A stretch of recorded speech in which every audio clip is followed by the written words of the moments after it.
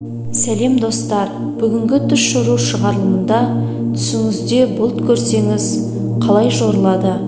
Ең алдымен каналыма подписация жасап, видеоға лайк басуды ұмытпаңыздар. Ал ендеше бастайық. Адамдар ежелден аспанды бақылағанды ұнатады. Түнде жұлдыздарды тамашаласа, күндіз бұлттарды бақылайды. Ал бұлтты түсіңізде көрсеңіз не болады?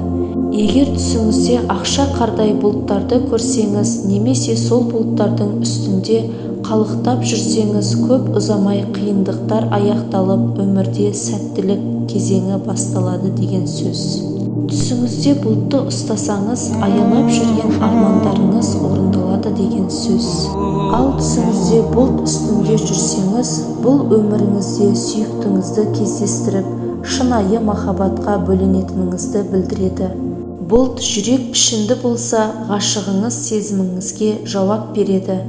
Теңізде бұлт үстінде отырсаңыз, шынайы өмірде қиялға берілмей, күнделікті маңызды шаруалармен айналысу керектігін ескертеді. Түнерген қара бұлттар жақында болатын қиындықтар жайлы, тіпті туыстарыңыздың бірі ауыратыны жайлы хабардар етеді. Қара бұлттардың жылдам көшіп жатқанын көру көп ұзамай қайғы мен қиындықтар болады деген сөз.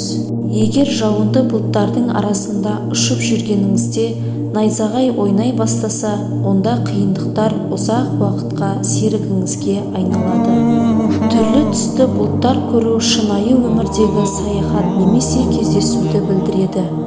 Кемпір қосақта отырып бұлтты ұстасаңыз, көп ұзамай жетістікке жетесіз.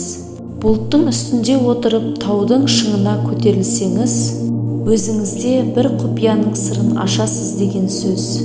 Ал бұлттардың пішіні мен түсі өзгерсе, бұл өміріңізде тосын сыйлар болатыны жайлы ескертеді. Достар, осыменен бүгінгі түс жору шығарылымы аяқталды. Видео ұнаса лайк басып, каналыма жазылуды ұмытпаңыздар.